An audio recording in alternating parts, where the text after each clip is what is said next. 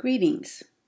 So we begin part 2 in the story of Mu, told to me by an ancient medicine woman. And it begins with sparkling water, the mother of Keymyu. And as you remember in part 1, sparkling water was killed by rocks that filled the entrance of the sacred cave. She's now in what is called the land of living light by those people.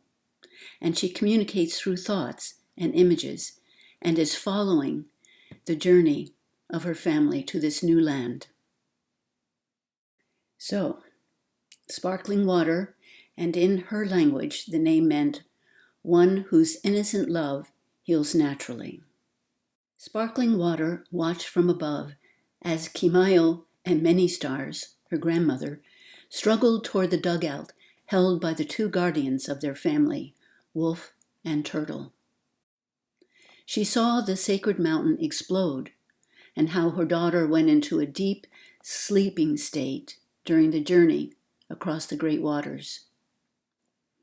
"Take my hand," she said to her daughter, as Cloud Dancer lifted Keymyu to a place of inner learning. "I have gone before you so that I could lead you to the place where the ancient ones share their wisdom. They will show you how the original people lived and communicated with all around them through thoughts, in silence, just as Sacred One was teaching us." Keymyu followed effortlessly in this dream state, for she had learned to trust her mother without question, because her mother was one guided by an innocence that wanted nothing for herself, but gained joy by sharing and serving others. Her father had often remarked how people were naturally drawn to sparkling water, the one whose heart sparkled the way water does in the sunlight. He told how sparkling water's gentle words and hands would soothe people's aching bones and muscles. She would go out into the woods and know exactly what flower or berry, leaf or bark to gather and use as a remedy. Her family felt honored when Sacred One chose her as the one of the few he would instruct in the sacred healing ways of the ancients. She will listen, whereas others question and doubt because of their strong wills, fear or greed, Sacred One would say. Her humility allows her to be an open channel, so Maker of all things can create goodness through her. Sparkling water is not attached to what flows through her, nor does she seek attention for it. She just allows it to flow through her and remains open for what will happen next. Keymyu also remembered how her father spoke warmly of the day when Sacred One told him that he and sparkling water would wed. He noticed the shy yet happy way she smiled at him, and knowing that she had not yet learned the ways of being a woman, SunWalker wisely waited for sparkling water to show him when she was ready for mating. Her father had also told her that as a baby, she developed faster in her mother's womb than most babies. He was thrilled when his daughter was born. "I now have 2 sparkling waters in my life," he would say. Then her mother urged her again from the inner place. "Come now, the ancient ones are ready to teach you the keys of how and why the people strayed from the original ways, a time when Maker of all things was put first in thoughts. And that's because since Maker is in every aspect of life, one communicated with the Maker present in each aspect of life. And when one looks through the Maker's way of seeing, one understands how everything is connected and affects everything else. But when one looks through the limited human mind, then one interprets everything as separate. This separate way of seeing was what led humans down a self-destructive path, and the ancients will tell you the rest. Also sensing that her daughter was sad about not knowing where her father was during the time when the mountain exploded, she whispered gently into her daughter's thoughts, "SunWalker, your father, is alive, little one, and will be protected on his journey. Come now to the place where all souls meet."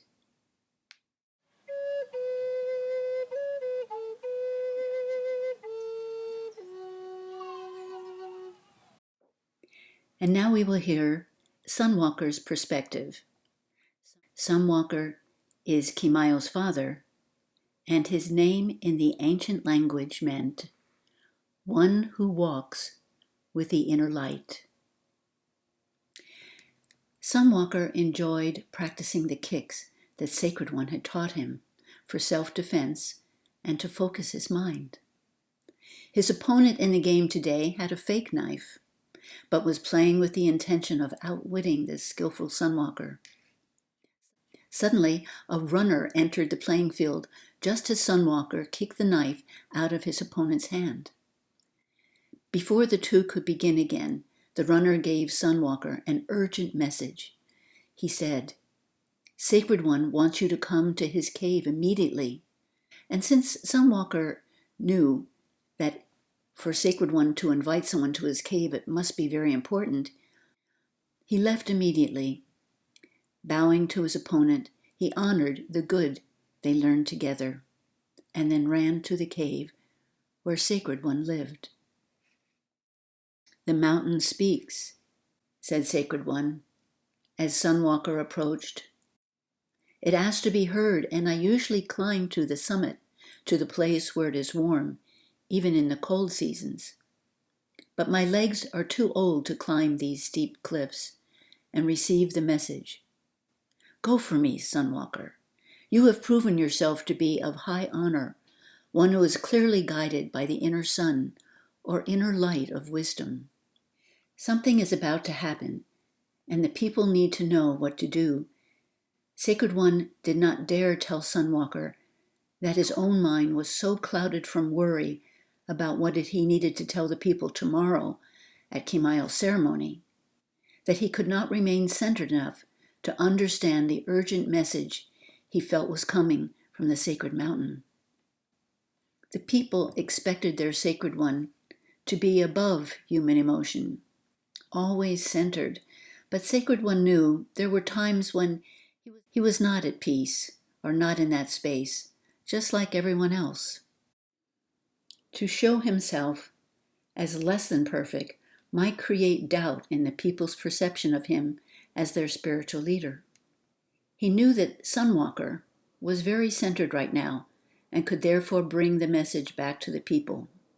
SunWalker wondered why Sacred One was sending him, since tomorrow was the day when his daughter Keymyo would be presented as a woman to her people.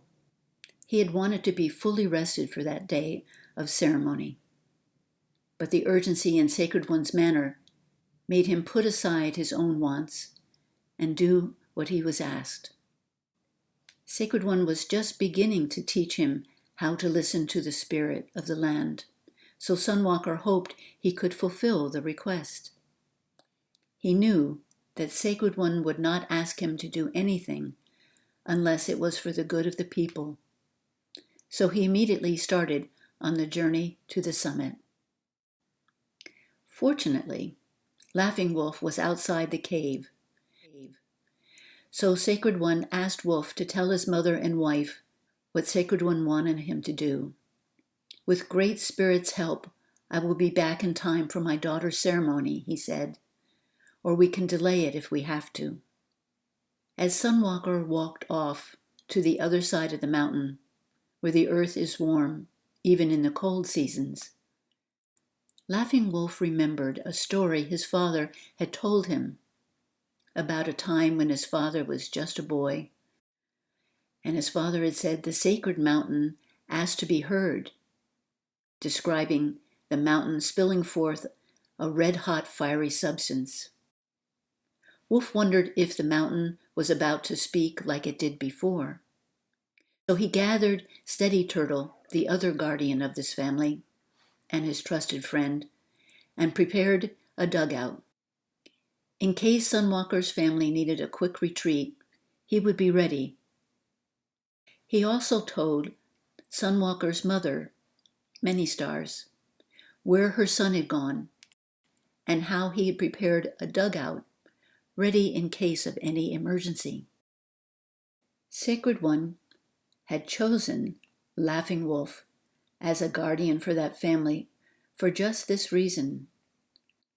Wolf had an uncanny way of preparing for things before they actually happened. It was this gift and his skill as a hunter and tracker that made him an excellent guard and loyal friend. SunWalker climbed the cliffs, which were embraced by mounds of sand. After finding a level place to sit, he began his prayers, but he had barely uttered a sentence when the earth rumbled gently underneath him for a few seconds. "Go to the water," he heard within, but thought this might be coming from fear rather than from the Great Spirit. The earth had been giving these small tremors for 3 moons now. He moved away from where he was sitting because it had become hot. As he was about to sit, the earth rumbled again for a few seconds. "Go to the water," he heard again, and the ground under his feet began to even get hotter. Retreating a few more yards down the mountain, the earth shook hard enough this time to send him tumbling down on the soft sand below. As he rolled downward, again he heard, "Go to the water." SunWalker was torn between thoughts of going to see if his wife, daughter, and mother were safe on the other side of the mountain, or doing immediately what was told of him 3 times, "Go to the water." He decided not to doubt what he had heard, or perhaps something even worse might happen to his people. So he ran as fast as he could to a place near the water where dugouts were stored by his people, and he paddled out away from the island. Just as he turned the dugout around to look back at the island, the sacred mountain exploded with clouds of gray dust, which eventually encompassed him. Concentric circles of high waves moved him farther and farther away from the island, although his thoughts were of rowing back to see if he could find his family. His eyes stung with gray soot, and he was blinded in his efforts. A piece of flying debris from the explosion knocked him unconscious in his dugout. Whirls of white mist filled his mind as Cloud Dancer gathered him up and took him to the place where all souls meet. There he saw the face of Sacred One emerging from a cloud. And Sacred One said, "I have passed from the earth and am in the land of light now, as is your wife, Sparkling Water, and many other people from the land of Mu, who were killed by the earthquake and explosion. We will guide you on your journey to the new land, where the sacred ways must be remembered and followed. Remember what I taught you about becoming at one with all of life around you. By aligning with the Maker of all things, as you need water, it will be supplied, and as you need food, it will come to you." SunWalker was awakened as a light rain washed across his face. He drank the fresh water which had collected in leaves in his dugout, and used leaves and twigs to make containers to hold as much water as he could collect. Some of the twigs, which had blown into his dugout from the great wind of the explosion, had berries on them. He made sure to thank Maker of all things for all that was supplied to him. There was enough twine to make nets, and when he was hungry, he called upon the beings of the great water to help him, and they presented themselves to be eaten. All of these things were a natural way for the ones who had gone to the island with Sacred One, for he had taught them the power that comes from inner work. He had said, "Focus first on the inner, and the outer will come forth from the intention of your heart. If you have malice or manipulation in your heart, things will be repelled away from you. But if you have love, without any wants or fears, all things will feel at peace with you and be drawn to you naturally." There are those who fool people with their outward display of magic, but a wise person will look beyond the outer shell to the inner intention of the heart. This is why SunWalker was drawn to sparkling water, he remembered. Her heart was clear, innocent, with no schemes of wanting, nor any barriers from fearing. He had taken time to get to know her as a good and trusted friend. Soon they realized that they knew each other's thoughts simultaneously. They had become a good team, balancing each other when things around them became stressful. One of the happiest days of SunWalker's life was when his wife gave birth to Keymyu. It was Sacred One who named her. He told them that they would have a greater understanding of that name in the days to come. And since the baby giggled with glee whenever anyone said the name Keymyu, they decided to accept Sacred One's suggestion and gave her that name at the naming ceremony. Without much food or water, as moons passed, SunWalker drifted in and out of sleep, visions, prayers, and memories.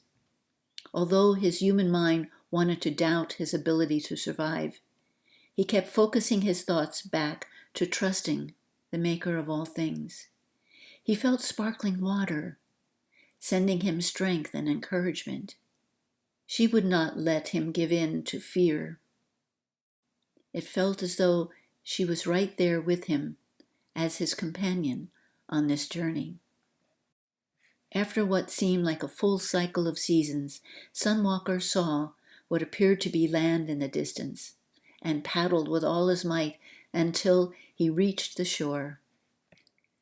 Totally exhausted, he plopped down on the warm sand and fell asleep until awakened by the morning sun.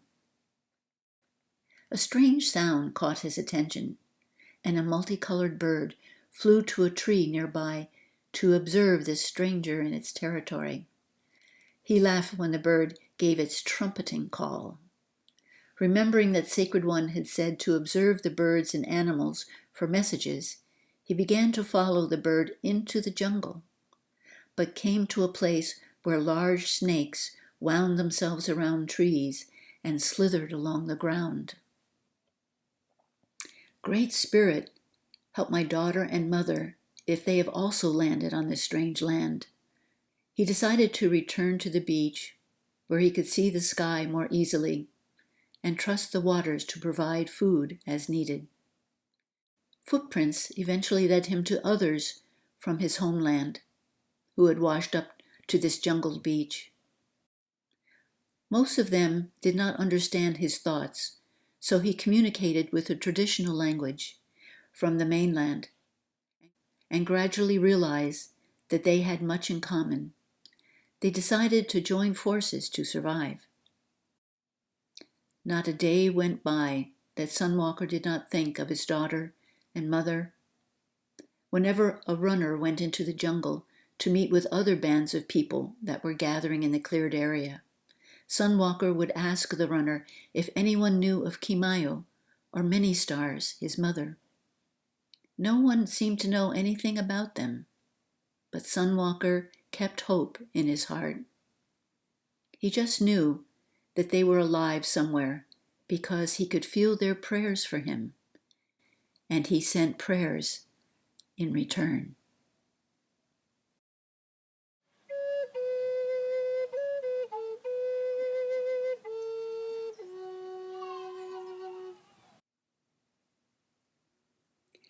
So I'd like to comment at this phase in our story of Mu that many of the words used in this story were not the words that I would commonly use before this story came to me. For example, I wouldn't have used the words maker of all things.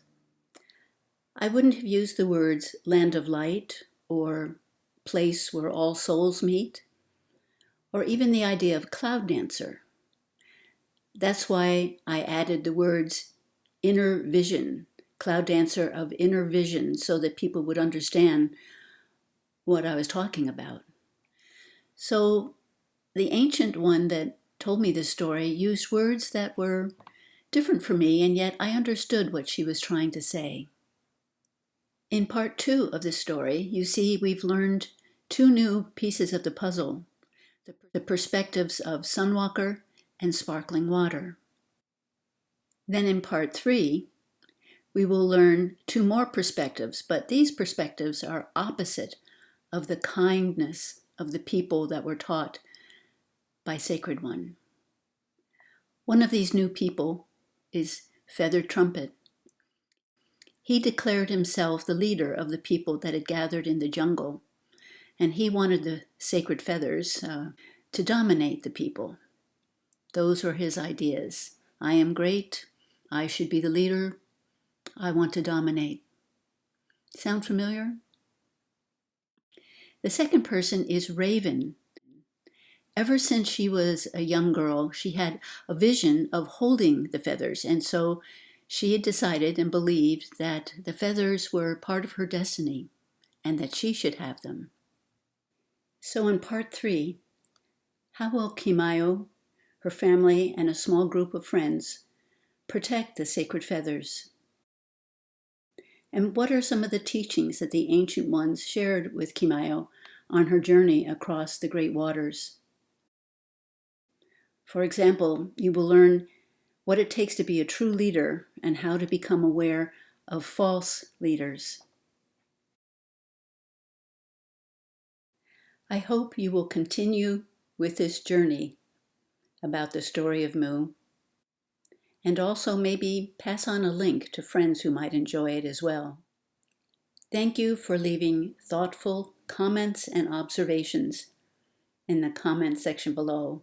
So, until next time, blessings and peace. Namaste.